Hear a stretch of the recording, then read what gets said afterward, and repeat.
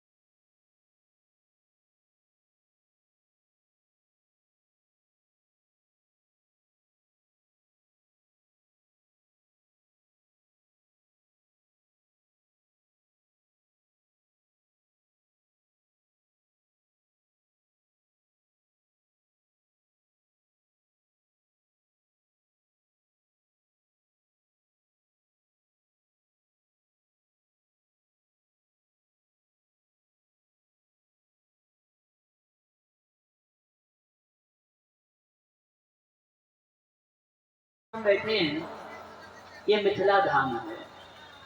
एक दुर्भाग्य है कि यहाँ रहने वाले बहुत सारे लोग, अधिकांश लोग इस भावना में नहीं रहते कि हम मिथिला में रहते हैं।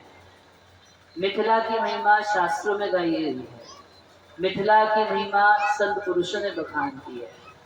मिथिला में रहना मतलब माँ जानकी की गोद में रहने के बराबर है। तो ये मिथिला की पावन भूमि है और बहुत सुंदर अवसर प्राप्त हुआ है भगवान के विषय में कुछ चर्चा करने के लिए। तो मैं बहुत सोच रहा था कि हाँ, भागवत का कौन प्रसंग पे कथा की जाए। तो आज के दिन से नवरात्र शुरू हो रहे हैं और आज से 10वें दिन कायदे कभी कभी 9वां दिन से 8वां दिन दशहरे का दिन पड़ता है, जब भगवान रामचंद्र रावण का वध किया। रावण पर विजय, इसको विजयदशमी बोलते हैं।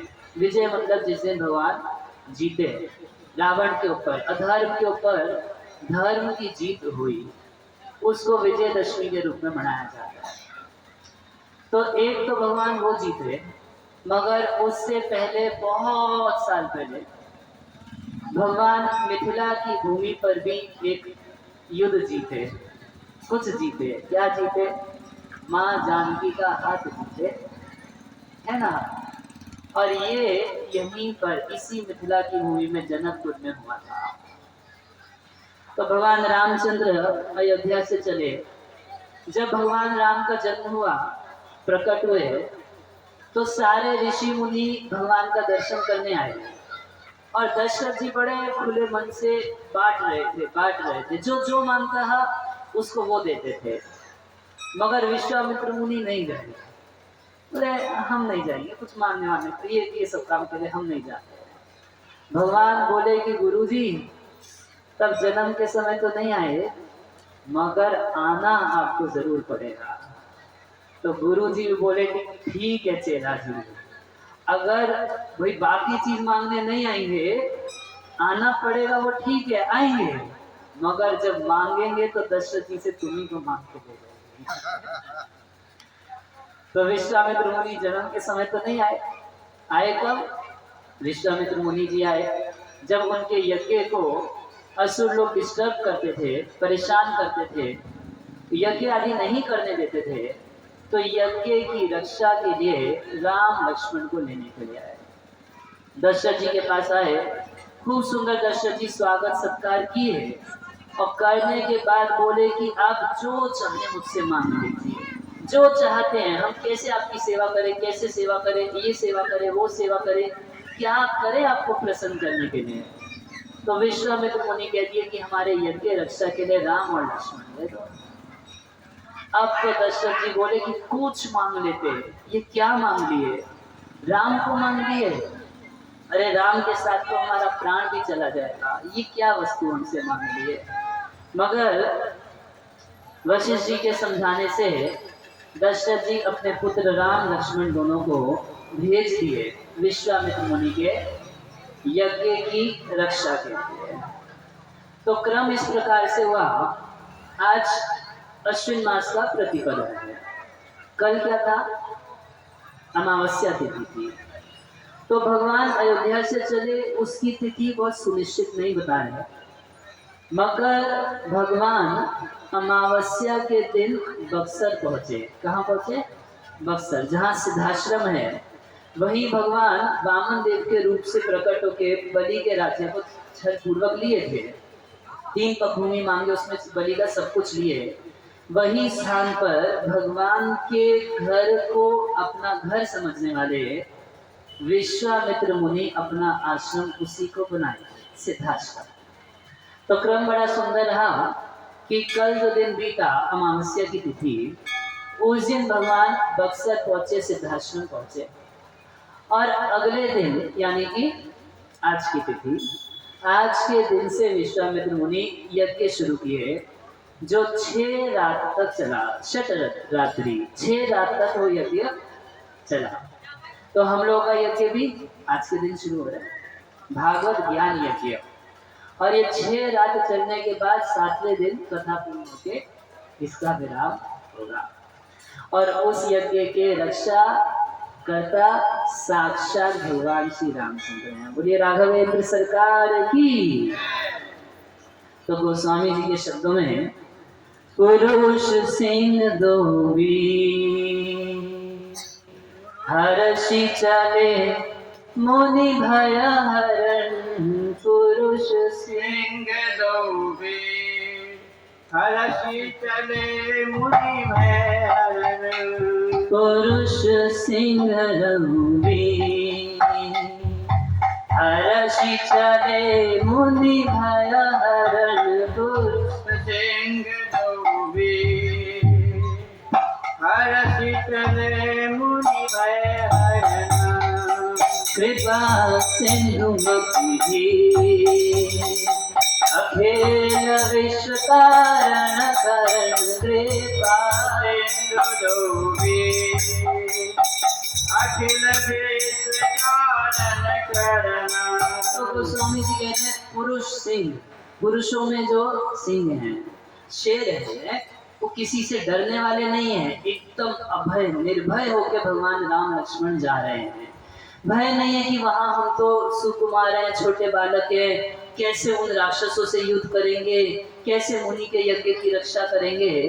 अरे ये शेर हैं, शेर क्या भय करते हैं किसी से?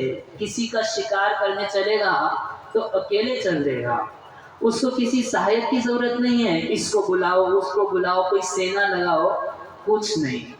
एकदम केवल और केवल राम लक्ष्मण अपने हाथ में धनुष बाण लेके विश्वामित्र मुनि को आगे करके दोनों चल दिए मुनि के साथ। भगवान को कह रहे हैं पुरुष सिंह, पुरुषों में सिंह है। भगवान को या उनके नाम को सिंह कहा जाता है। देखिए हम लोग दिन रात पाप करते रहते हैं, दिन रात तरह तरह से पाप करते हैं। अच्छा कितना पाप किए यदि कोई पूछे तो शास्त्र कहते हैं कि बहुत भारी पर्वत के समान हम लोग पाप किए हैं। और हाथी के समान, पर्वत के समान, जैसे हाथी का शरीरधारियों में देखा जाए, हाथी का शरीर कितना बलशाली और कितना मोटा तगड़ा है, तो उसी प्रकार से हमारे पाप जो हैं वो हाथी के समान है। और श्री राम का नाम जो है वो शेर सिंह के समान है। तो हाथी कितना बलवान क्यों ना हो, जब सिंह वहां पर आता है तो बलवान से बलवान हाथी को यूं दबोच के खत्म कर देता है। बिल्कुल उसी प्रकार से हमारे पापों की कितनी राशि क्यों ना हो, कितना पाप क्यों ना हो, कितना पाप क्यों ना हो, ये पुरुषों में सिंह भगवान का नाम जो है, राम नाम जो है, वो समस्त पापों को एक सेकंड में खत्म। हरे कृष्णा कृष्णा कृष्णा हरे हरे, हरे राम राम हरे। इसमें कह रहे हैं पुरुष सिंह दो वीर, दो जने कौन, और कह रहे वीर हैं। ये कायर नहीं है, एकदम सामने से ललकार के मारेंगे, कोई छल कपट करके धोखे से नहीं मारेंगे असुरों को। ये पूरे पूरे वीर हैं। 5 प्रकार के वीर होते हैं। एक होते हैं त्याग वीर, दया वीर। तो भगवान 500 प्रकार से वीर हैं। त्याग वीर कैसे, अपने पिता के घर को त्याग किया है, कितना बड़ा त्याग किया है, मगर इतना सा भी कष्ट नहीं है, कह रहे हर्षी चले एकदम आनंद से, जैसे कोई वीर व्यक्ति, अब कोई तब्बू व्यक्ति होगा उसको बोले चलो लड़ाई के लिए, बोलेगा रहने देते ना, क्या जरूरत है लड़ाई की। मगर कोई वीर हो और उसको लड़ाई का मौका मिल जाए, अरे चलिए।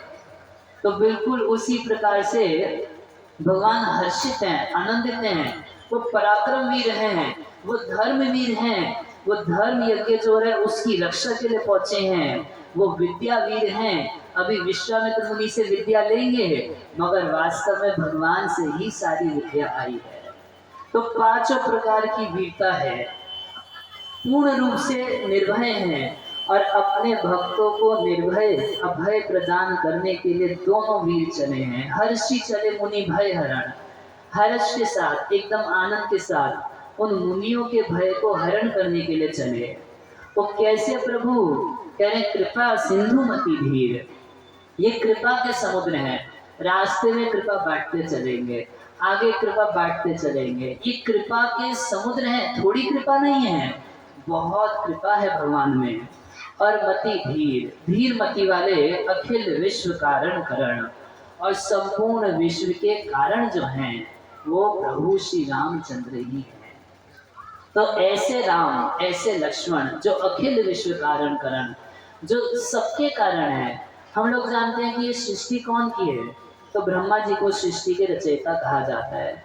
मगर यदि पूछा जाए कि ब्रह्मा जी की सृष्टि कौन की है, तो ब्रह्मा जी स्वयं अपनी वाणी में बोल रहे हैं, ईश्वरा परम कृष्ण सच्चिदानंद विग्रह, अनादि राधे गोविंद सर्व कारण कारणम। कह रहे परम ईश्वर भगवान श्री कृष्ण है अथवा श्री रामचंद्र हैं, और सर्व कारण कारणम, जो कुछ आप देख रहे हैं इस सब का कुछ कारण है। जैसे हम हैं तो हमारा एक कारण है, हमारे पिता, पिता से हम हुए, पिता का कारण दादा, दादाजी कारण हुए, दादा का कारण उनके पिता, दादा के पिता, परदादा, उनके पिता, ऐसे पिता पिता पिता पिता पिता करते करते अंत में कहीं पहुंचेंगे तो कौन, ब्रह्मा जी। और ब्रह्मा जी का पिता भगवान। कई बार लोग सवाल करने लगते हैं कि भगवान का भी तो कोई होगा सोर्स। अरे भगवान भी तो कहीं से आए होंगे, जो कहीं से आ जाए तो फिर वो भगवान कैसे होंगे। भगवान वो है जिनका कोई कारण नहीं है, वो सर्व कारण कारणम है, उनसे ऊपर कोई नहीं। वो लीला के लिए दशरथ को लीला के लिए वसुदेव को, लीला के लिए नंद महाराज को अपना पिता बना लेते हैं, मगर वास्तव में ये सब भगवान के भक्त हैं। अपने किसी भक्त को ही बाप बना के बैठ जाते हैं। तो प्रभुपाद जी से कभी कोई पूछा करता था कि भगवान का सोर्स किधर है, भगवान का पिता कौन है? प्रभुपाद जी बोलते थे सबका बाप है और जिसका बाप नहीं है वही भगवान है। यदि उसका भी बाप हो जाए तो वो भगवान है। फिर तो भगवान के ऊपर कोई नहीं है। अखिल विश्व कारण कारण।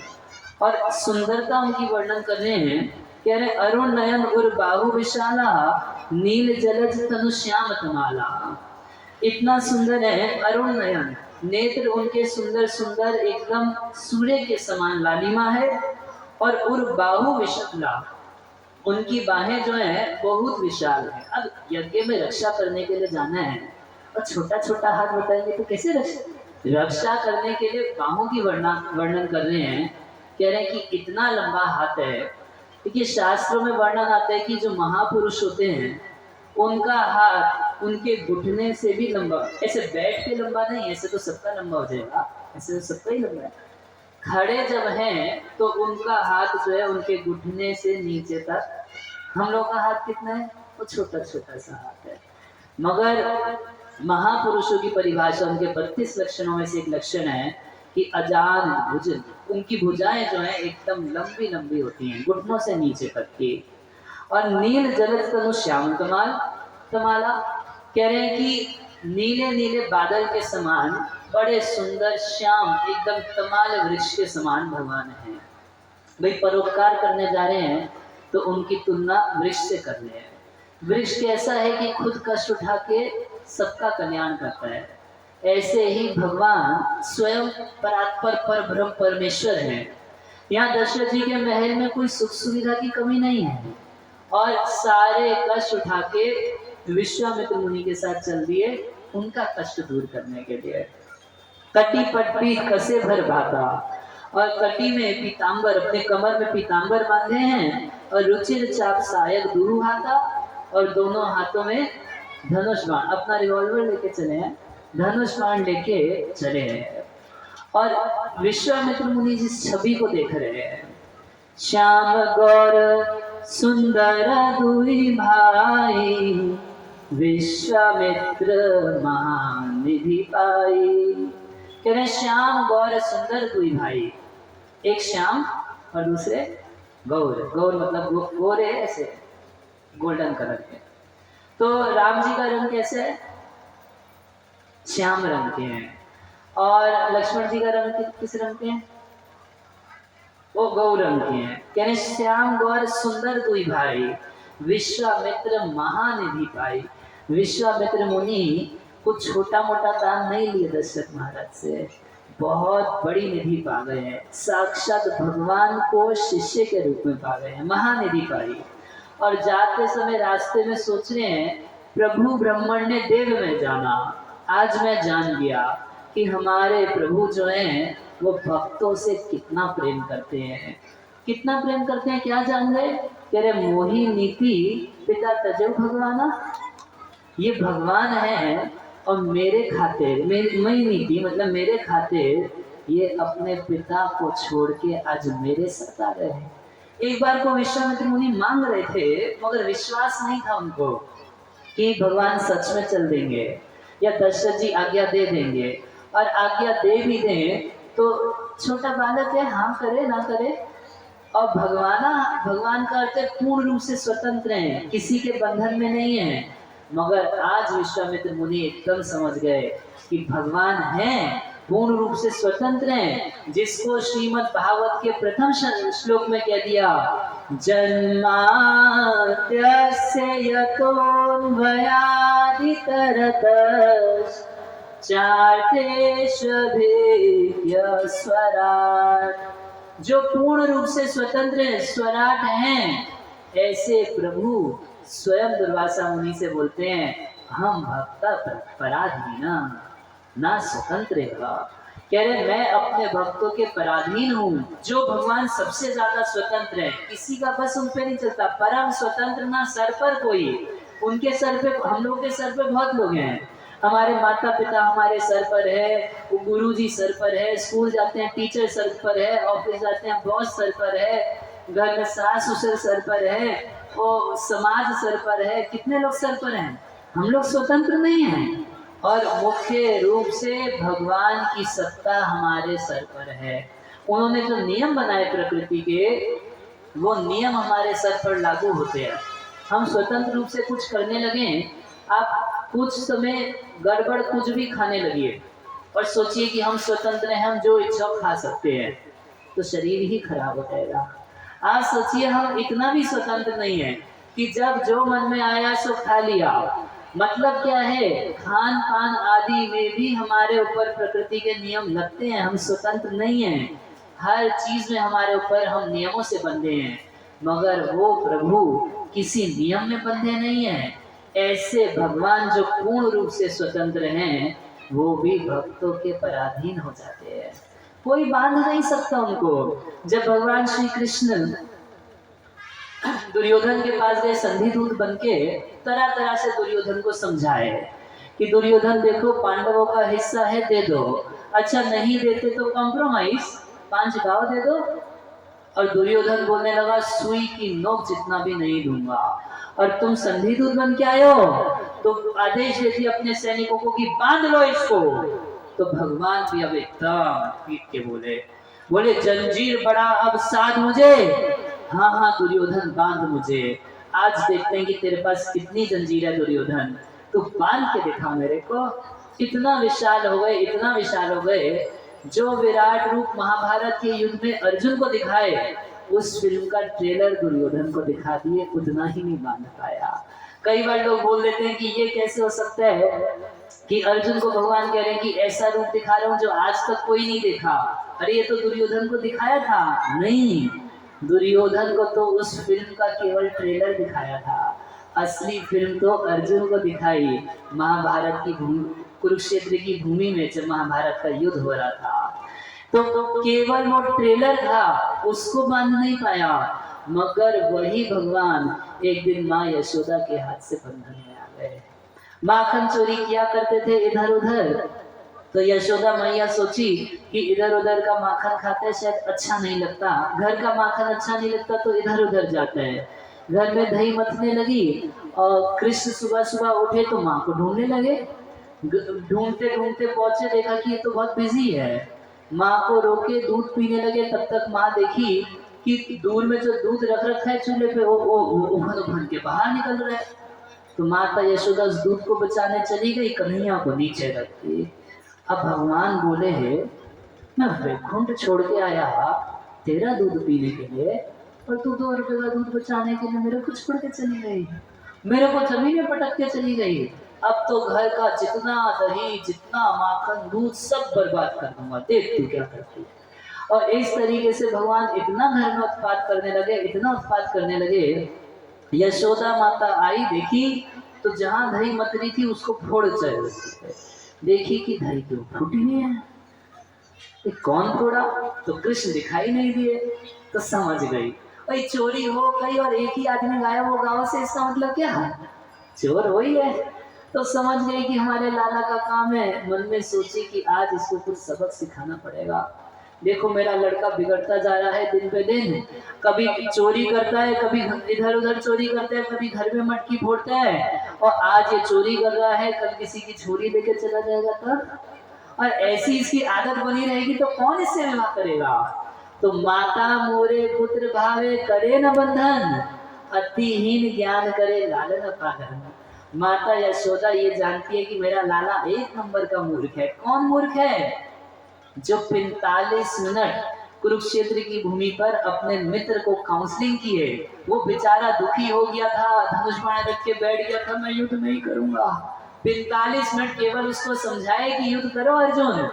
और वो जो 45 मिनट उन्होंने अपने मित्र से गपशप की, वो गपशप इस पूरे ब्रह्मांड का सबसे बड़ा सिद्धांत का, फिलॉसफी का सबसे बड़ा, दर्शन शास्त्र में सबसे बड़ा शास्त्र भगवद गीता माना जाता है।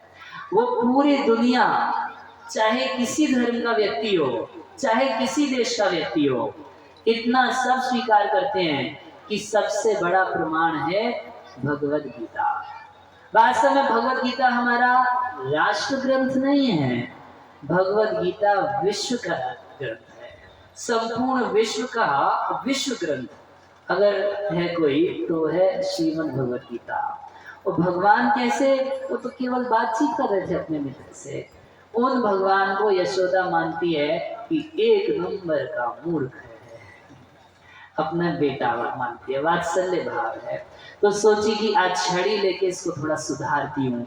तो छड़ी लेके गई, कृष्ण को डराने लगी। तो भगवान तो डरे, सच में डर के वहां से भागने लगे। तो छड़ी लेके भागते भागते दूर जाके यशोदा पकड़ ही ली। जब पकड़ लेती हैं तो बोलती है, क्यों रे चोर? तो भगवान भी गजब के है, बोले चोर होगा हमारे नाना की तरफ, हमारे बाबा की तरफ खानदान में कोई चोर नहीं है, तो नानी की तरफ होगा, तुम्हारी तरफ होंगे यशोदा, तुम्हारी तरफ चोर होते होंगे। अरे क्यों, ये बंदरों को कौन माखन बांट रहा था? तो भगवान बोले, जो बनाया बंदरों को वही बांट रहा था। झूठ नहीं बोल रहे हैं, वो एकदम सच बोल रहे हैं। सारी सृष्टि के अखिल विश्व कारण कारण तो भगवान है, सारी सृष्टि वह किए, कह रहे जो बंदर को बनाया वही खिला रहा था। तो यशोदा बोली, बेटा अरे वानर सखे, तेरे को बंदर ही दोस्ती करने के लिए मिले हैं? आपको कन्हैया वो पॉइंट मिल गया। बोले हाँ हाँ, तो हम तो बंदरों के दोस्त है ना, तो जाएंगे जंगल में बंदरों के साथ रहेंगे, अब तुम्हारे घर में रहूंगा नहीं। तो यशोदा के ऊपर छड़ी दिखाना भारी पड़ गया। बोली ये तो जिद्दी लड़का है, सच में जंगल में चला जाएगा तो कैसे होगा। तो अब मन में विचार करके छड़ी तो रख दी, हाथ में रस्सी लगी कि आज इसको यही बांध दूंगी। अब भगवान क्या ऐसे बंधने वाले हैं? एक ओखल ले ली और सबसे पहले अपने केश की रस्सी खोली और उसी से कृष्ण को बांधने लगी। बांधते बांधते जब बांधने लगी तो रस्सी तो उंगली छोटी। बोली कोई बात नहीं, बांध के छोड़ूंगी। कमर से रस्सी निकाली, उसको जोड़ी, फिर ऐसे बांधी, तो जब गांठ लगाने लगी फिर 2 उंगली छोटी रस्सी, एक रस्सी 2 रस्सी। तब तक गोपियां भी वहां जुट गई तमाशा देखने के लिए कि आज बढ़िया लीला चल रही है। यशोदा बांधने चली अपने लाला को। अरे यशोदा तो आज एकदम जिद पकड़ के बैठी है कि कृष्ण को बांध के छोड़ूंगी, और रस्सी पे रस्सी जोड़ रही है, रस्सी तो भगवान बंध के नहीं दे रहे। तब तो ये गोपियां बोलने लगी, अरे छोड़ दो भैया, लगता है तुम्हारे लाला के भाग्य में बंधन है ही नहीं, कोई इसको नहीं बांध। नहीं कैसे नहीं बंधेगा, बांध के छोड़ूंगी। तो भोर में कार्यक्रम शुरू हुआ और कार्यक्रम चलते चलते दोपहर बीत गई, मगर यशोदा अपना जिद नहीं छोड़ी, बांध के छोड़ूंगी, बांध के छोड़ूंगी। अब भगवान क्या करें। तो दृष्टा परिश्रमं कृष्ण कृप्यासी स्वबंधने। जब भगवान देखे कि माँ यशोदा पसीना पसीना हो गई, कितना मेहनत कर रही है मेरे खातिर, मुझे बांधने के लिए, मुझे पाने के लिए, ये कितना मेहनत कर रही है, उनका परिश्रम देख के भगवान के हृदय में कृपा हो गई और भगवान बंधन में आ गए, बंध गए। तो वो भगवान जो स्वतंत्र हैं, कोई नहीं बांध सकता, यशोदा रानी बांध ली। वो भगवान जिनके ऊपर कोई नियम लागू नहीं होता, वो स्वयं दुर्वासा मुनि को कह दिए, अहम भक्ता पराधीना, जो मेरी भक्ति करता है, जो मेरा दास बन जाता है, मैं उसका दास बन जाता हूँ। और विश्वामित्र मुनि जाते हुए सोचे, प्रभु ब्रह्मण्य देव में जाना, आज मैं जान गया। ये माता पिता का पारिवारिक संबंध को भगवान सब कुछ नहीं मानते। भगवान के परिवार के हो गए, हम उसी कुल के हो गए, उसी जाति के हो गए, उसका अभिमान कर सकते हैं, मगर उससे ज्यादा संबंध भगवान उसका मानते हैं जो भगवान का नाम भजन करता है, भगवान की सेवा करता है। हरे कृष्णा कृष्णा कृष्णा हरे हरे, हरे राम राम राम हरे। शारीरिक संबंध से कई ज्यादा भगवान भक्ति के संबंध को मानते हैं। तो चले जात मुनि दीन्हा दिखाई, सुनी ताड़का क्रोध करी धारी। तब तो रास्ते में जाते समय जो मुनि है विश्वामित्र मुनि, तो इशारा करके ताड़का को दिखाए, इशारा करके देखो राम राम राम, देखो जल्दी देखो, ये वही ताड़का, इसने बहुत सारे ऋषि मुनियों का खून पिया है, बहुत सारे ऋषि मुनियों को मारा है, इसने बहुत सारे यज्ञ विध्वंस किए हैं, इसको मार दो। तो विश्वामित्र मुनि बड़ा ऊंचे आवाज में इस बात को बोल रहे थे। तो सुनी ताड़का सुनी, पहले तो देखी कि क्या ध्यान नहीं गया कि ये लोग उसी जंगल से जा रहे हैं। तो सुनी, कान से सुनी कि विश्वामित्र बोले मारो मारो मारो इसको मारो। तो जैसे ही सुनी क्रोध करी भाई, क्रोध करके भागी भगवान के ऊपर हमला करने के लिए, राम के ऊपर हमला, राम लक्ष्मण के ऊपर हमला करने के लिए। तो भगवान एक ही बाण प्राण हरि लीना, वो तो हरि है, हरि का क्या जो हर लेते हैं, छीन लेते हैं। कह रहे छीन लिए, क्या छीन लिए? एक बाण मार के उसका प्राण ही हरण कर लिए। भगवान को ज्यादा उससे लड़ाई नहीं करनी पड़ी। और भगवान विश्वामित्र मुनि को विश्वास दिलाना चाहते थे कि एक तो क्या हजार हजार भी आएंगे, ये ताड़का जिसको एक बाण से मारना बहुत मुश्किल था, हमारे लिए कुछ मुश्किल नहीं है। इसलिए कह रहे हैं एक ही बाण से मार दिए।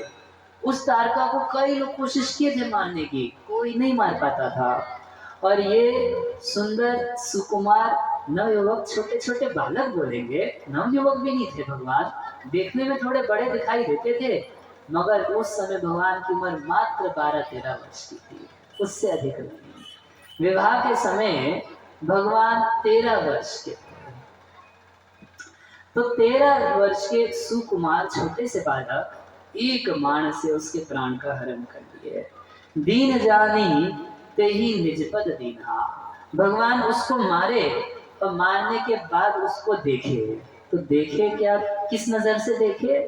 तो देखे दीन जाने, बड़ी लाचार है, दीनहीन है, इसके पास कोई साधन भजन का क्षमता नहीं है, ये पापिनी है, केवल पाप ही पाप की है, अविद्या है, ये तो साक्षात अविद्या ही मानो मूर्ति धारण करके आए। तो इसका उद्धार कैसे होगा? ऐसी पापिनी तो ना नाम भजन करने वाली, ना कोई सेवा करने वाली, ना कथा सुनने वाली, इसका उद्धार कभी हो सकता है? भागवत में कहा गया है कि देवताओं के और साधुओं के चरित्र में एक अंतर होता है। देवता जो होते हैं वो कर्म के अनुसार फल देते हैं। कर्म देखेंगे, अच्छा किया अच्छा फल, बुरा किया तो बुरा फल दे। कर्म के अनुसार फल।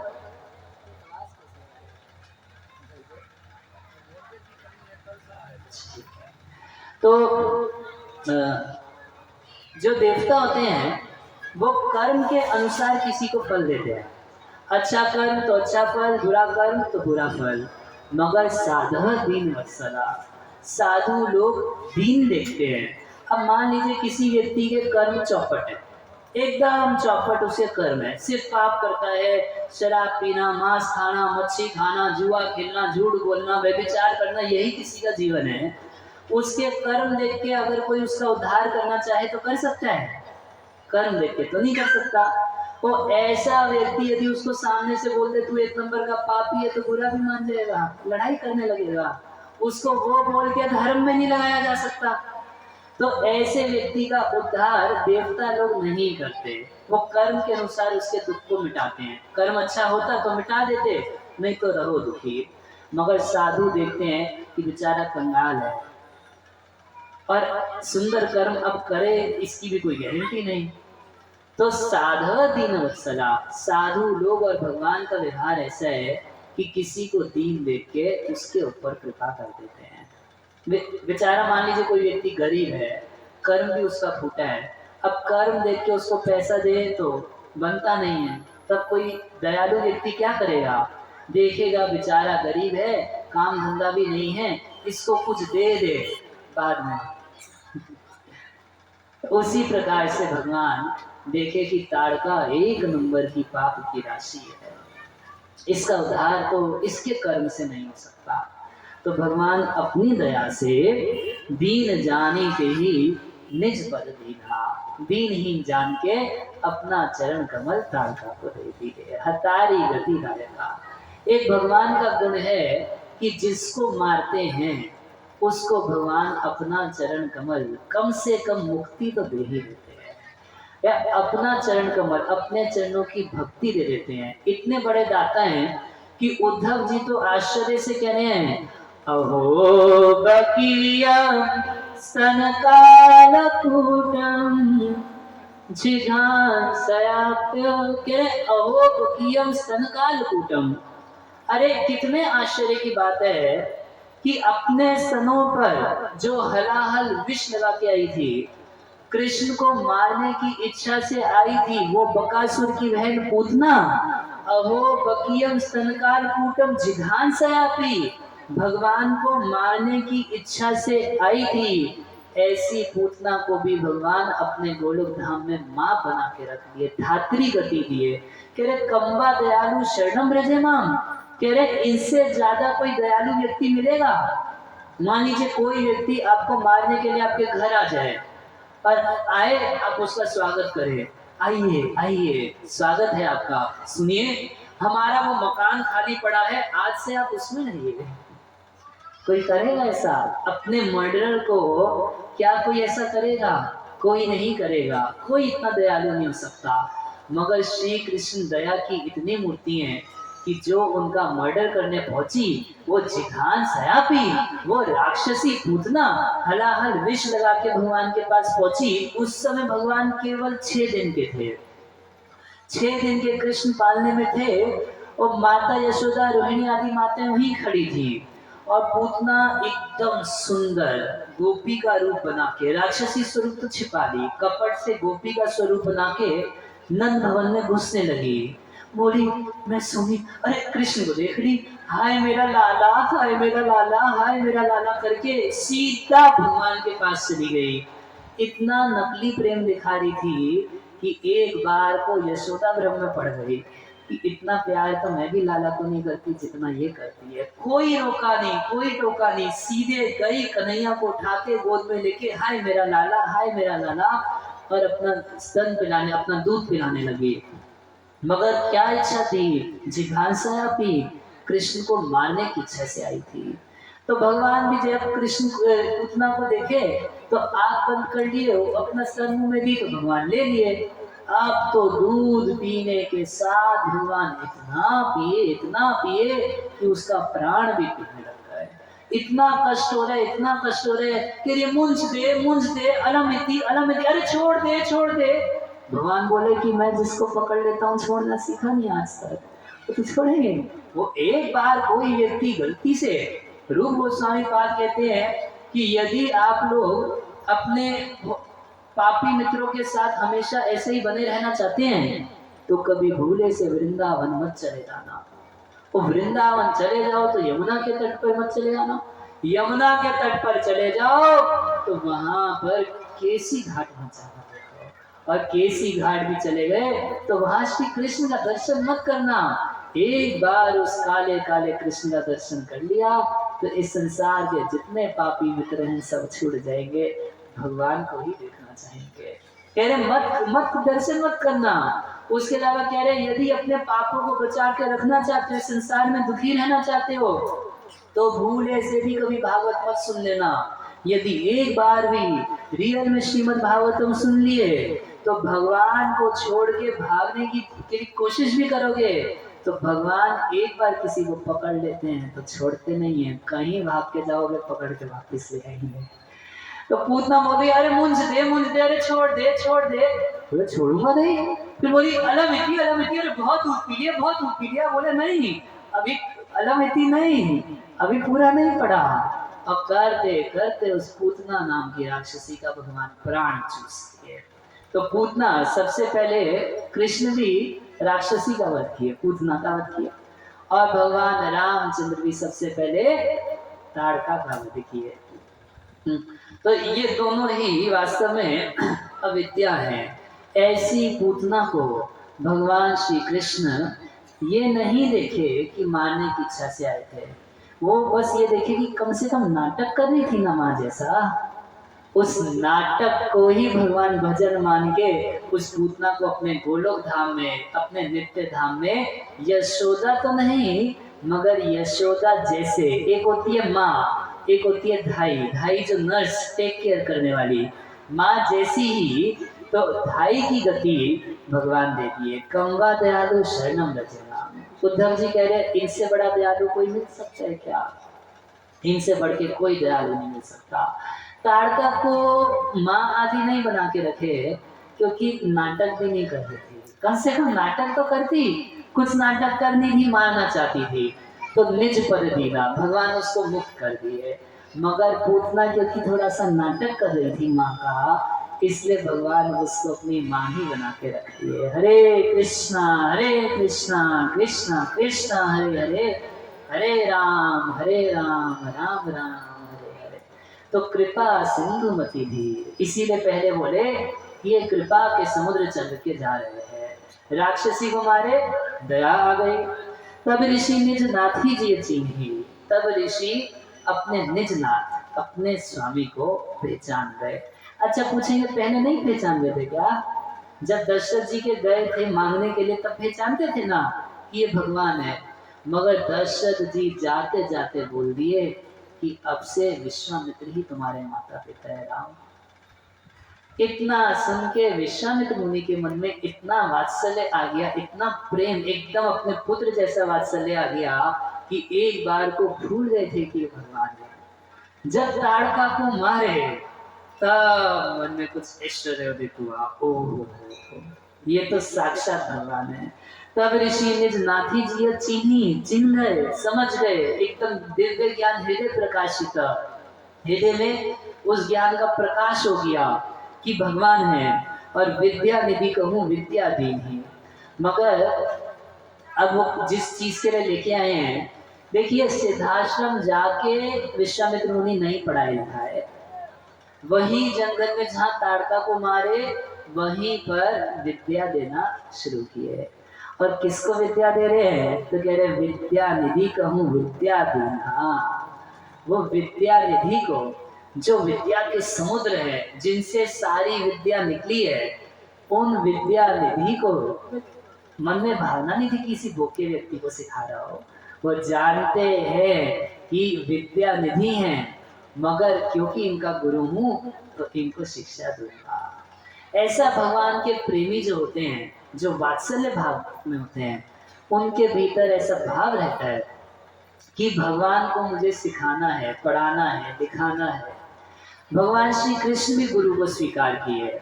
एक कारण ये है कि भगवान जब इस पृथ्वी पे आते हैं तो भागवत में हनुमान जी कह रहे हैं मर्त्यावतार मर्त्य शिक्षणम रक्षो बधाय न केवलम विभु। कह रहे हैं भगवान को इस संसार में आने का एक ही प्रयोजन नहीं है कि राक्षस को मारना है। अरे राक्षस को मारने के लिए क्या भगवान को आना पड़ेगा? वो तो चाहे तो एक सुनामी से मार देंगे, कोरोना बीमारी से मार देंगे, जितना मारना है उतना मार सकते हैं, खुद क्यों आएंगे? आने के पीछे एक बहुत बड़ा कारण है, मर्त्यावतार ही मर्त्य शिक्षणम। वो मनुष्यों के बीच में आते हैं मनुष्यों को शिक्षा देने के लिए। तो अपने आचरण से भगवान सिखाते हैं कि गुरु बनाना पड़ता है और गुरु से ज्ञान लेना पड़ता है। आजकल सब लोग की एक आदत हो गई है, एक फैशन चल गया है कि सनातन के शास्त्रों के ऊपर जब मर्जी कमेंट पास कर दो, जो मन में आए वो कमेंट पास कर दो। अच्छा उन लोगों से पूछे यदि कि तुम कभी पूरा भगवत गीता पढ़े हो? अरे पढ़ना क्या है उसको? अच्छा उसके ऊपर टीका दे सकते हो? वाह। कभी किसी गुरु के पास जाके क्या तुम रामचरितमानस का अध्ययन किए हो? तो जिस क्षेत्र में तुमको शिक्षा नहीं है, चाहे पद शिक्षा मंत्री का क्यों ना मिला हो, उस पर कमेंट करने का तुमको अधिकार नहीं है।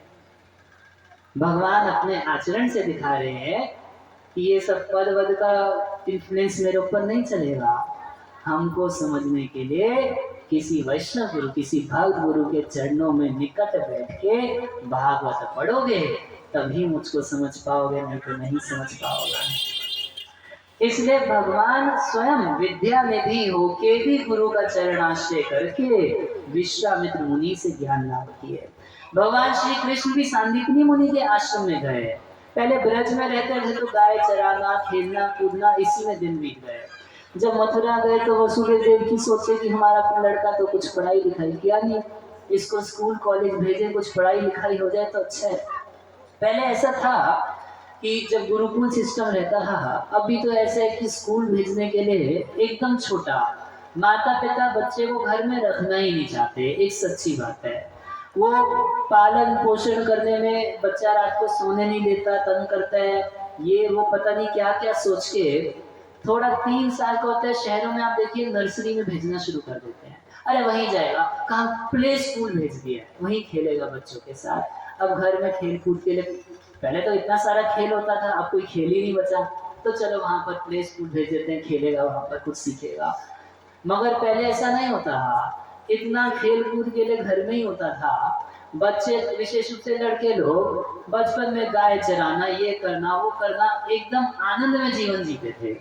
और उसके बाद थोड़ा सा बड़ा होने के बाद तब गुरुकुल जाके शिक्षा ग्रहण करते थे, और इससे बहुत सुंदर उनको संसार में रहने की कला बचपन में सीख जाते थे। आप किसी शहर के व्यक्ति से पूछिए कि अभी शरद का मौसम चल रहा है, शरद ऋतु चल रहा है, तो इसमें कौन कौन सी सब्जियां उगती हैं, ज्योग्राफी की बुक निकाल के ढूंढने लगेगा, उसको नहीं पता। ना गांव में जो लड़का खेती किया है या घूमा फिरा है, गांव में खेला कूदा है, वो बचपन से इन बातों को आराम से जानता है। किस मौसम में कौन सा फूल, किस मौसम में कौन सा फल, किस मौसम में कौन सी सब्जी, और कितनी सारी चीजें। हम लोग का जो संस्कृति है उसमें बचपन से इतना ज्ञान हो जाता है। अब क्या कर दिया कि बचपन में तो ज्ञान कुछ लो मत, हम लोग किताब से पढ़ाएंगे तुमको, रटो इसको। पहले व्यवहार में इतनी शिक्षा मिल जाती थी। तो बचपन में भगवान स्कूल नहीं गए, पहले बछड़े चराते थे, कुछ बड़े हुए 5 वर्ष के हुए तो रोने लगे, माँ को बोलते मैया गाय चरावन जाइयो। अब मैया मैं बड़ा हो गया, गाय चराने के लिए जाऊंगा। यशोदा बोलती नहीं नहीं लाला, तू अभी बहुत छोटा है। तो ऐसे उचक उचक के दिखाते थे, देखो मेरी हाइट काफी हो गई है ना, अब मैं गाय चराने जाऊंगा। किसी तरीके से वो पश्चिमी के दिन माँ यशोदा गाय चराने की परमिशन दे दी। तो बछड़ा चराए, गाय चराए। अब मथुरा जब पहुंचे तो वसुदेव देव की चिंता करके स्कूल भेज दिए। संदीपनी मुनि के आश्रम में गए और वहां पर सर्व विद्या प्रवर्तकौ, कौन भगवान पढ़ाई करने के लिए पहुंचे, कह रहे जिनसे सारी विद्याएं निकली। सर्व विद्या प्रवर्तकौ, जितनी भी विद्या है, जितनी भाषा की विद्याएं हैं, संगीत की विद्याएं हैं, कला है, जितने, और ये आपको फिजिक्स केमिस्ट्री आदि जितने भी सब्जेक्ट्स हैं, ये सारी की सारी विद्या भगवान से ही आती है। अहम सर्वस्य, भगवान कह रहे हैं सर्वस्य चाहम हृदि सन्निविष्टो मत स्मृतिर्ज्ञानमपोहनं च वेदेश सर्वैरहम् एव वेद्य वेदांत कृत वेद विदेव चाहम्। कह रहे सर्वस्य चाहम हृदि सन्निविष्टो, मैं सबके हृदय के भीतर रहता हूँ, और मत्त स्मृति, स्मृति मुझसे आती है, ज्ञान मुझसे आता है, और भूल जाता है कोई व्यक्ति तो वो भी मैं ही भुला देता हूँ। कोई अगर भूले ना, भूलना भी भगवान की कृपा है। यदि हम लोगों को अपने सारे जन्मों की बातें याद हों, एक आदमी पागल हो जाएगा। कितने लोग भूलने के लिए, इतना दुख हो जाता है संसार में। कभी कभी जुआरियों को देखा जाता है, जुए में इतना बड़ा लॉस हो जाता है कि दुख भूलने के लिए शराब पीते हैं। उनसे पूछें कि आप शराब क्यों पीते हैं, बोलते हैं दुख भूलने के लिए। तो भूलना भी भगवान की कृपा है ना।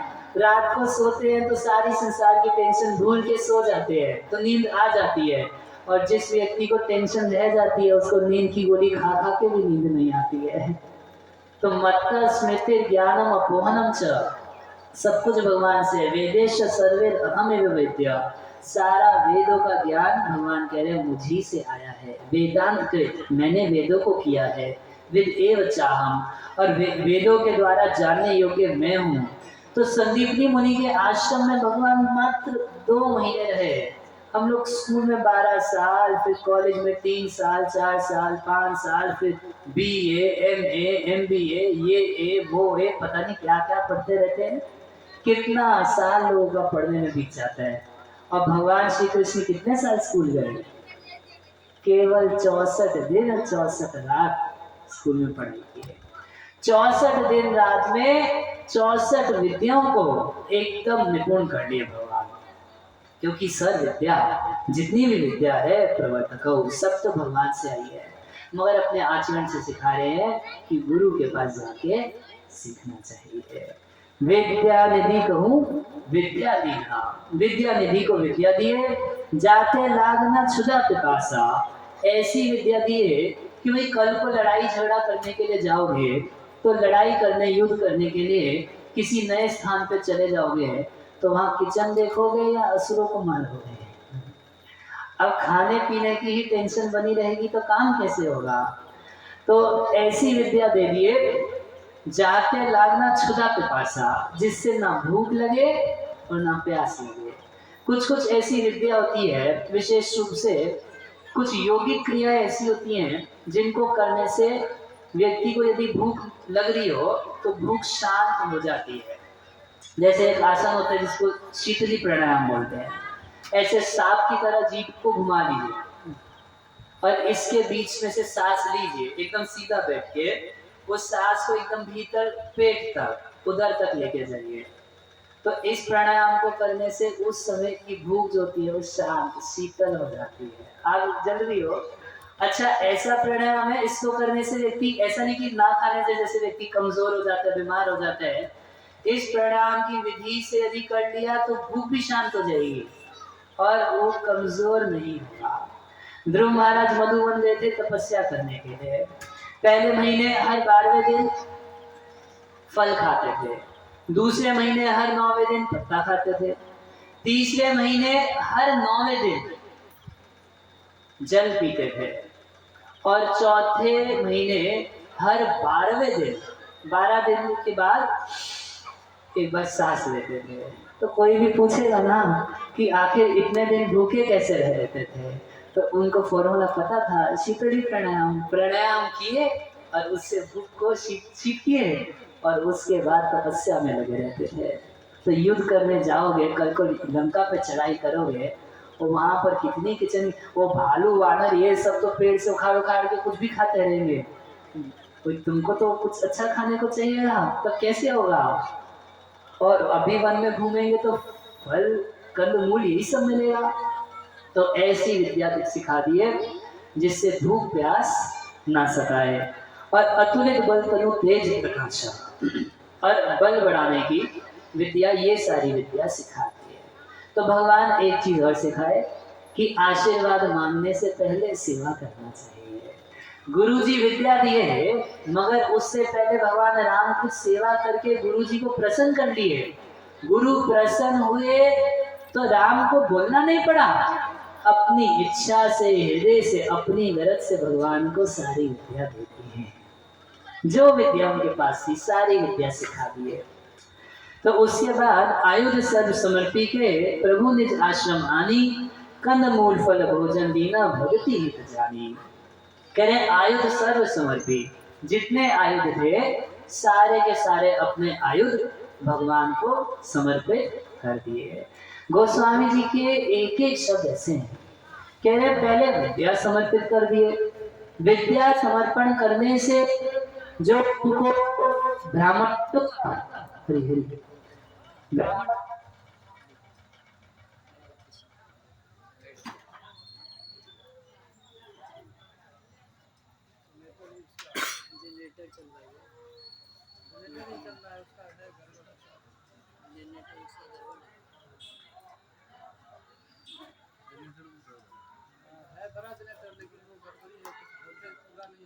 छोड़ छोड़ के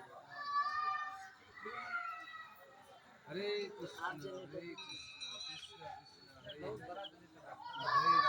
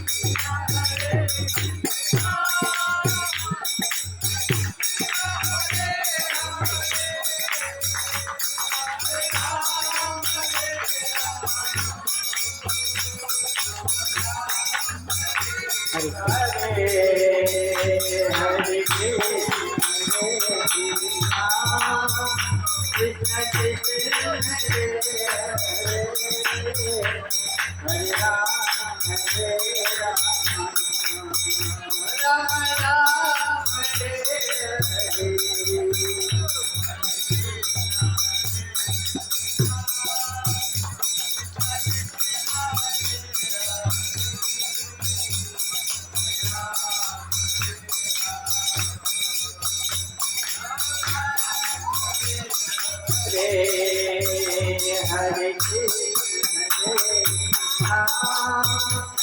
Krishna Hare Hare Hare Ram Ram Ram Hare Hare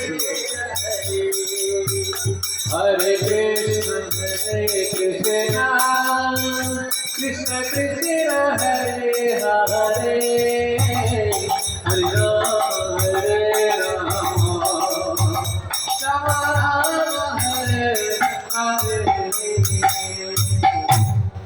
Hare Krishna. जोर से बोलिए हरे कृष्णा हाथ ऊपर करके हरे कृष्णा कृष्णा कृष्णा कृष्णा हरे हरे हरे राम राम राम हरे हरे। तो इस प्रकार से विश्वामित्र मुनि भगवान को ले आए अपने आश्रम पर, आयुध सब समर्पी के। भगवान विश्वामित्र मुनि पहले भगवान को विद्यार्पण किए, उससे जो कुछ ब्राह्मणत्व का अहंकार था उसको भगवान को समर्पित कर दिए, और उसके बाद जितने आयुध थे उनके पास वो सब समर्पण करके जो क्षत्रियत्व का अहंकार था उसको भी भगवान के चरणों में डाल दिए। इस तरीके से पूर्णतः अहंकार से मुक्त होके भगवान के चरणों की शरण में आयुध सब समर्पी के प्रभु निज आश्रम आने। इस प्रकार से निज आश्रम, अपने आश्रम, वो सिद्धाश्रम जो है बक्सर में है, आज भी आप लोग वहां जाके दर्शन कर सकते हैं। तो वहीं से भगवान वामन देव ने प्रकट होके बलि महाराज का सब कुछ छीना था। तो घर धाम तो भगवान का है, आश्रम भगवान का है, मगर भगवान के घर को अपना घर मानने वाले विश्वामित्र मुनि निज आश्रम, अपना आश्रम अपने आश्रम पर ले आए और कंद मूल फल भोजन दिया। अब बनाने के लिए पिज्जा पास्ता कहाँ से बनाएंगे भगवान, या मालपुआ कहाँ से बनाएंगे। तो जिस तरीके से ऋषि खुद रहते थे बिल्कुल उसी तरीके से कंद मूल फल का भोजन भगवान को खिलाया। क्यों? भक्ति हित जानी, इनसे हमारा परम हित है, हमारे परम हितैषी हैं, और भगवान इतने दयालु हैं, इतना करुणा से भरे हैं कि पत्रम पुष्पम फलम तोयम यो में भक्ता प्रयच्छति। भगवान भगवत गीता में कहते हैं बच्चों को छुट्टी नहीं, बच्चे को हरी हरी हटाइए उसको, नहीं आगे से बैठने दीजिए, अगली बार शोर करेंगे तो। हरी हरी उसको ध्यान रखिए, थोड़ा डराएंगे तो भी ठीक हो जाएगा। यहाँ कोई कार्यकर्ता नहीं है, सब कौन चलेगा।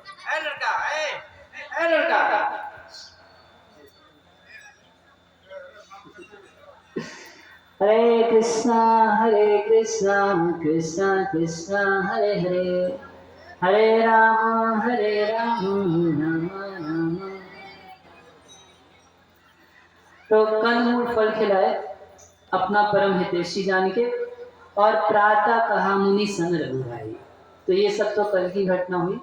आज सुबह सुबह भगवान उठे, उठने के बाद स्नान आदि करने के बाद, प्रातः काल की क्रिया करने के बाद, प्रातः कहा मुनि संग रघुराई, सुबह उठते ही गुरुजी के पास गए और गुरुजी से बोले, क्या बोले? निर्भय यज्ञ करूं तुम जाइए, जाइए आप निर्भय होकर यज्ञ कीजिए, अब कोई राक्षस कुछ नहीं कर सकता। तो ये भगवान के सेवा का तरीका है। गुरु जी को कहना पड़े उसके बाद ही सेवा करे तो भगवान उसको कोई दम नहीं मानते। भगवान का सेवा का तरीका कैसा है? गुरु जी के कहना पड़ जाए तो बहुत भारी बात हो जाएगी, तो प्रातः कहा मुनि सन रघुराई, जाके गुरु जी से पहले ही बोल दिए निर्भय यज्ञ करो तुम जाइए। तो वहां आश्रम से थोड़ा दूर हट के यज्ञशाला बना था, बोले आप लोग जाइए यज्ञ कीजिए, तो जो जिसको होगा हम देख लेंगे। तो इस तरीके से सेवा करते हैं। भागवत में लिखा गया है कि किसी पुत्र या शिष्य को, पुत्र को पिता की, शिष्य को गुरु की सेवा कैसे करनी चाहिए। तो कहते हैं फर्स्ट क्लास सेवा उसको माना जाता है कि गुरु के मन की इच्छा को समझ के पहले ही कर दे, तो फर्स्ट क्लास माना जाएगा। अच्छा, सेकंड क्लास कब माना जाएगा? जब गुरु जी कहें पर आनंद से कर दे, हाँ सेवा का मौका मिला करेंगे। तीसरे प्रकार का थर्ड क्लास का शिष्य हो या पुत्र हो, जो पिता या गुरु के कहने पर मुंह सड़ा के कर दे, इनको हमेशा मैं ही मिलता हूँ और दूसरे दिखाई नहीं देते, किसी को कह दिए होते, अरे बड़ा इनको तो मुंह चढ़ाएगा, कुछ करेगा, आज का काम कल पे टालेगा, सब कुछ करेगा, मगर क्या करे, गुरु जी है करना तो पड़ेगा, कर देगा। तो ये थर्ड क्लास का शिष्य है। और जो कहने पर भी पिता की आज्ञा का पालन ना करे, कह रहे हैं उसको तो पुत्र की लिस्ट में डाल ही नहीं सकते, उसको तो मूत्र कहा जाता है। पुत्र और मूत्र दोनों एक जगह से आते हैं, तो वो पुत्र कहलाने लायक नहीं है, वो तो मूत्र के समान है। मूत्र मतलब जैसे हम पेशाब करते हैं, उसको त्यागने के बाद कोई चेक करता है कि हमारी पेशाब का क्या हुआ। ऐसे लड़के को, ऐसे शिष्य को तो यूं छोड़ देना चाहिए, कभी फोन करके पूछना भी नहीं चाहिए कि कहाँ रहते हो, क्या खाते हो। तो भगवान राम हर चीज में परफेक्ट, भगवान परफेक्ट बेटा है, भगवान परफेक्ट शिष्य है, भगवान परफेक्ट पति है, भगवान परफेक्ट प्रेमी है, भगवान परफेक्ट मित्र है, भगवान परफेक्ट स्वामी है, भगवान परफेक्ट सेवक है। जो कुछ है भगवान हर चीज में परफेक्ट है। तो शिष्यों में परफेक्ट।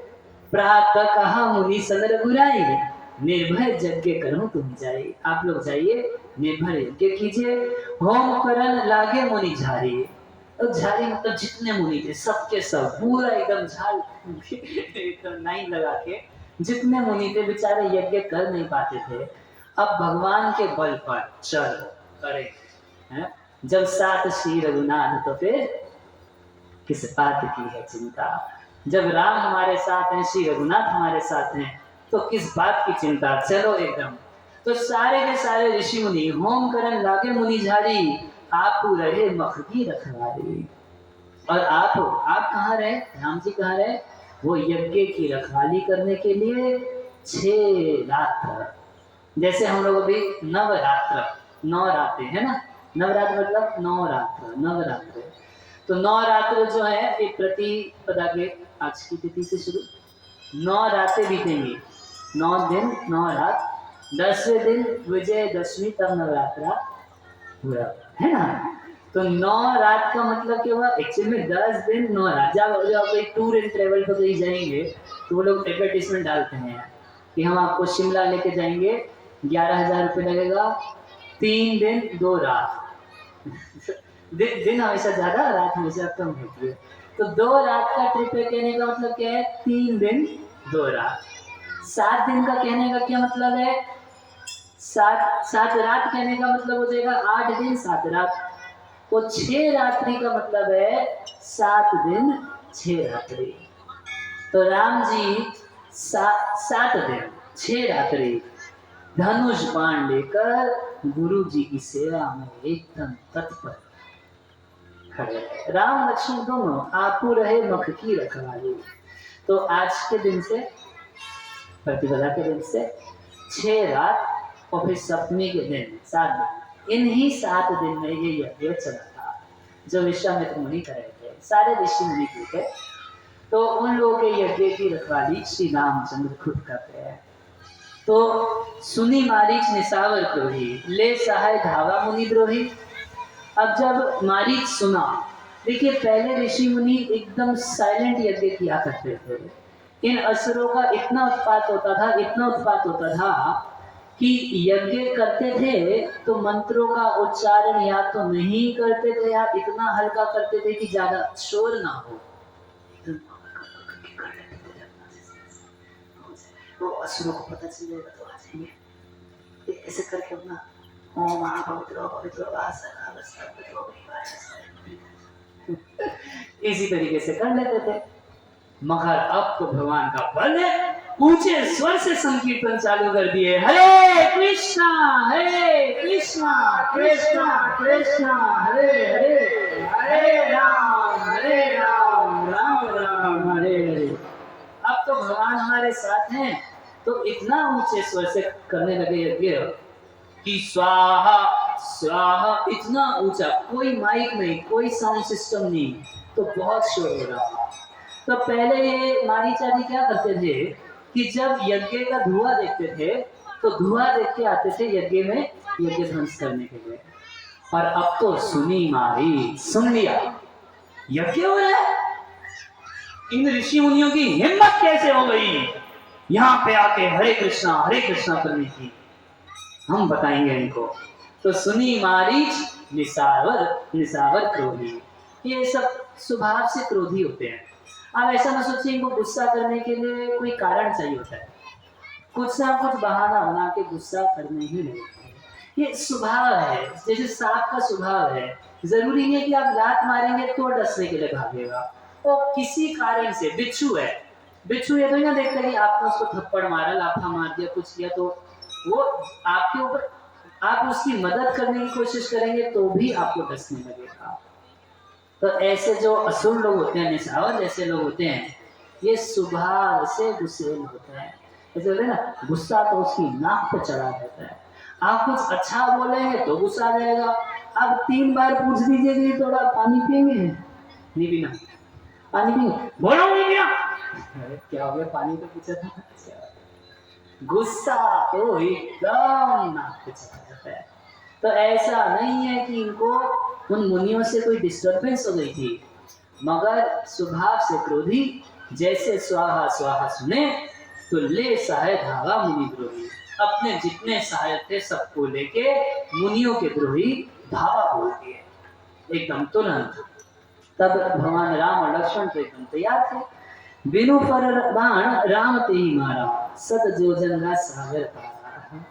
तब भगवान बिना फन का, फन से सांप को फन रहता है, तो तीर का एक फन रहता है, क्या फन, जो उसमें ऊपर पहना लोहे का लगाया जाता है, उसी से चोट लगेगी ना, बिना उसके मारा जाए, उसको मोड़ के लगभग मार दिया जाए तो उससे चोट ज्यादा नहीं लगेगी।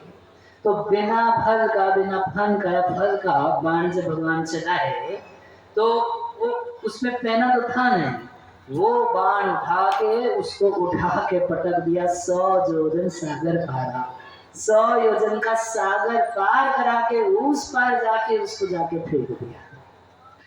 बाद में बोलेगा भी रावण को, जब रावण आएगा तो बोलेगा कि तुम सीता को विवाहित करने के लिए बनो, सुनेगा वे तो बोलेगा कि भाई बिना फल का एक बाण तो इतना पड़ा हमको, तो तुम उनसे द्रोह करने की बात करते हो, मत करो रावण मत। तो भांजा करके बोल रहा था, बोला भांजा मत बोल मेरे को, मैं भांजा नहीं, मामा लगता है संबंध में, बोला भांजे की हैसियत से नहीं आया हूँ, मैं राजा हूँ, मेरे को मना करोगे खैर नहीं है तुम्हारी। तो सोचे कि रावण के हाथ से मरने से अच्छा कि राम के हाथ से मरूंगा। अभी भगवान उसको मारे नहीं, तो वहां रावण को आज के ही दिन ललकार दिया सब ने, इसको फेंक के कि बेटा मैं आ रहा हूँ, तेरे लिए आ रहा हूँ। एक शक्ति अपनी दिखा दी है। पावक सर सुबाहु पुनि मारा, और उसके बाद सुबाहु को अग्निबाण से मारा, और अनुज निशाचर कटकु संहारा। और बाकी जितने छोटे मोटे राक्षस से, उन सबको भगवान का छोटा भाई मारा। छोटे राक्षस छोटा, वो बड़े बड़े भगवान स्वयं मारा।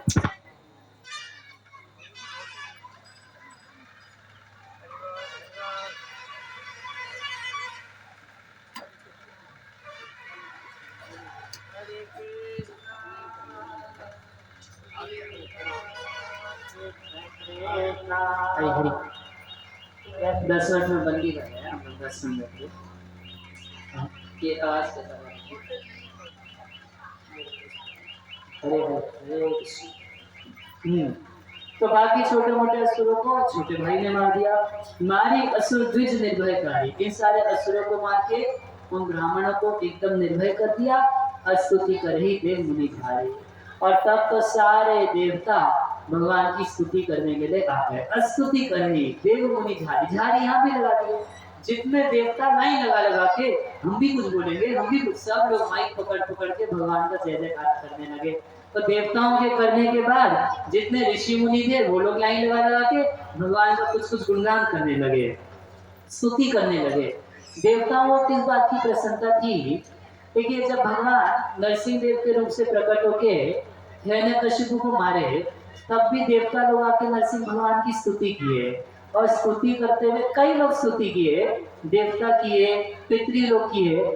पितरगण देवतागण सब बोल रहे थे कि हम लोगों को जो यज्ञ के द्वारा आहुति से कुछ खाने को मिलता है, तो ये बदमाश हिरण्यकशिपु रास्ते में सब खा जाता था।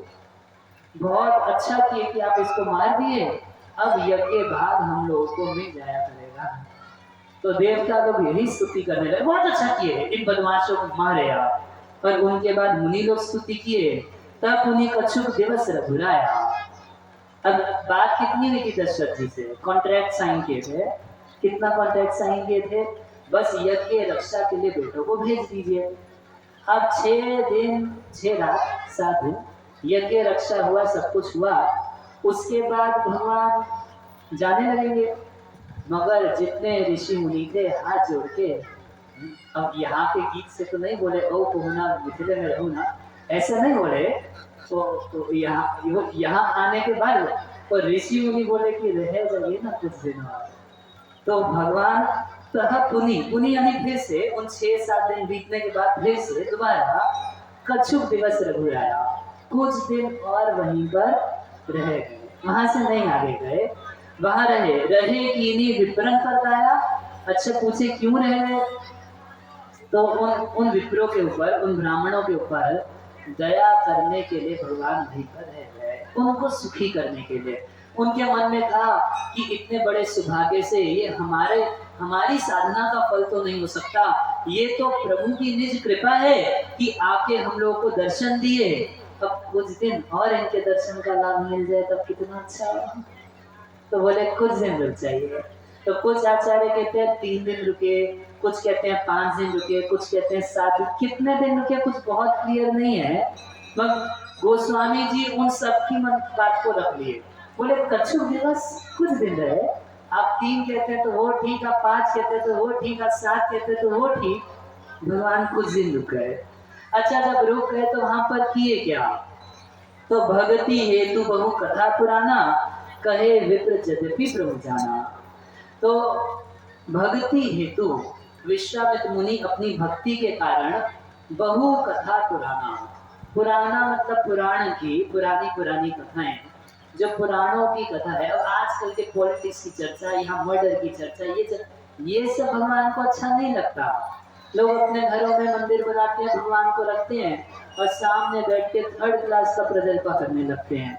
इधर संसार की बात, उधर संसार की बात, इसके घर की बात, उधर पॉलिटिक्स की बात, इस नेता की बात, उस नेता की बात, उन सब की बातें कर करके भगवान को सुनाने लगते हैं।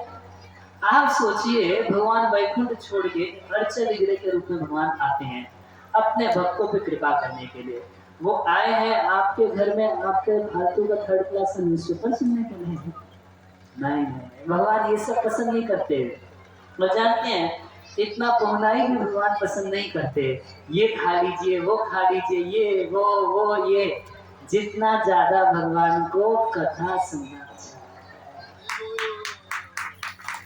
तो राम कथा कृष्ण कथा कौन सबसे ज्यादा उसको सुनना पसंद करता है? इन पुराणों की कथा अब कौन सुन रहा है कौन नहीं ये तो पता नहीं मगर दो शिष्य यहाँ पर निश्चित रूप से बैठ के कथा सुन रहे हैं। राम लक्ष्मण गौर निताई के रूप से ये लोग कथा के A1 एकदम पहले दर्जे का श्रोता है। हमारे अखंड प्रभु की भाषा में एकदम पहले दर्जे का श्रोता कौन है?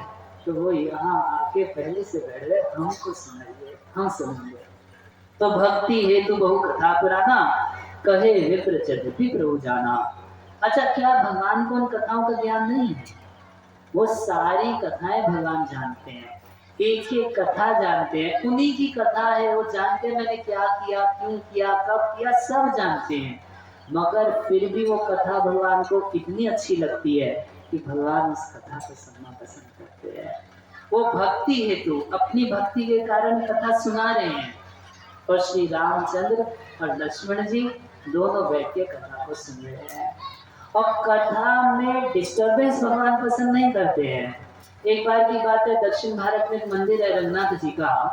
तो रंगनाथ जी के मंदिर में एक दिन ऐसे ही जैसे यहाँ मंदिर है उधर, और एक जगह नीचे, थोड़े नीचे लेवल पर, मंदिर बहुत ऊंचे स्तर पे है, नीचे लेवल पर भागवत की कथा चल रही थी।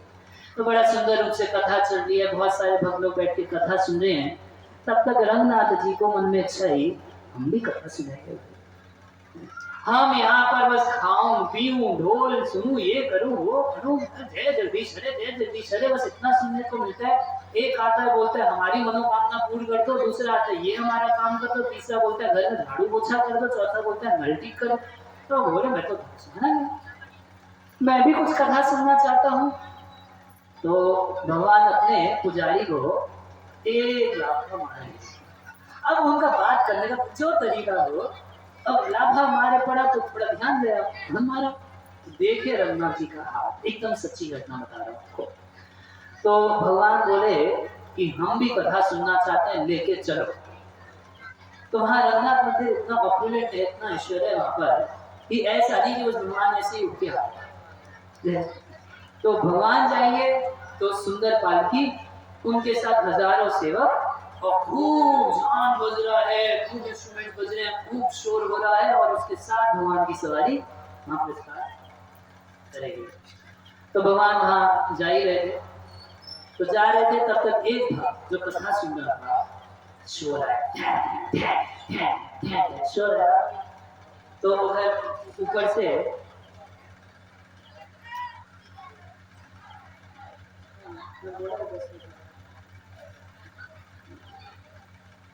तो इतना सारा शोर आ रहा था। तो एक भक्त वहां चबूतरे के ऊपर खड़े होके नीचे देखा, रंगनाथ की सवारी आ रही है। बोला अरे कैसा भगवान अपनी कथा में डिस्टर्ब करते हैं। अब भगवान सर्वंतर्यामी सामने से सुन लिए कि ऐसे हो रहा है कि ऐसा भगवान अपनी कथा में इतना डिस्टर्बेंस क्रिएट करता है। तो भगवान 1 लाख फिर मारा अपने पुजारी को, बोले कथा में डिस्टर्ब नहीं करेगा, वापिस करना। तो भगवान को कथा सुनने की इतनी लालसा रहती है, सुनना चाहते हैं।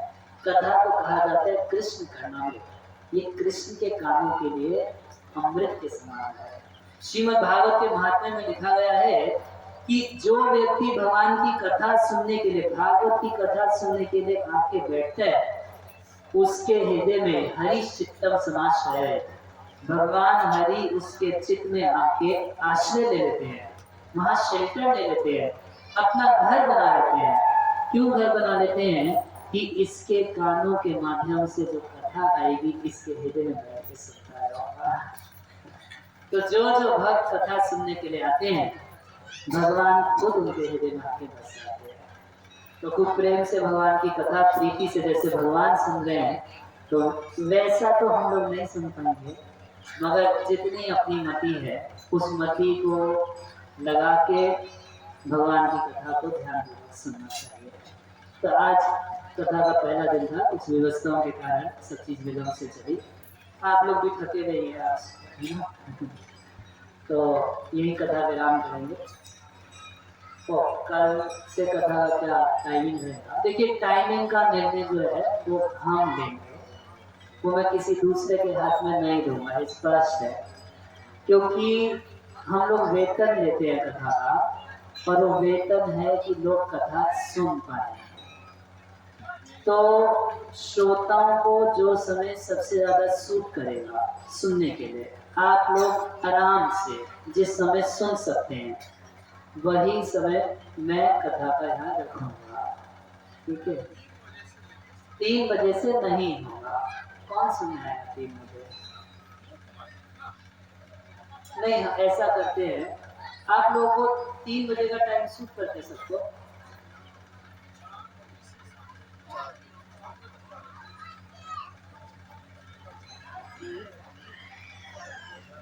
ठीक है, 4 बजे से कीर्तन शुरू करेंगे, तो आप लोग आ जाएंगे तो मैं तो रात को 3 बजे भी कथा शुरू कर दूंगा।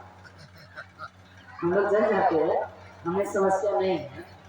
देखिए, कथा हो रही है सुनने वालों के लिए, और हालांकि हम इसको बहुत अच्छा नहीं मानते, मगर आप लोगों की मजबूरी है कि जो ऑर्गेनाइज करते हैं वो लोग कथा सुन पाते नहीं, मैनेजमेंट का इतना सेवा रहता है कि वो सुन पाते हैं। तो अब इतना तो समझ आ गया कि उन लोगों के लिए कथा नहीं होती है। कथा हो रही है जो लोग कथा सुन रहे हैं। तो कल का समय हम 4 बजे से रखते हैं, तो कल यहाँ के लोगों का विचार देख लेंगे, उस हिसाब से परसों से कथा का टाइम निश्चित करेंगे। वो अधिकार पूरा पूरा मैं अपने हाथ में, कितना अधिकार है हमारा, ठीक है। बाकी चीज सब आपके हिसाब से, जो खिलाने खिलाइए, जो खिलाना खिलाइए, जैसे रखना वैसे रखिए, जो कार्यक्रम करना करिए, ये अधिकार हमारा अपना रहेगा। बोले भागवत भगवान।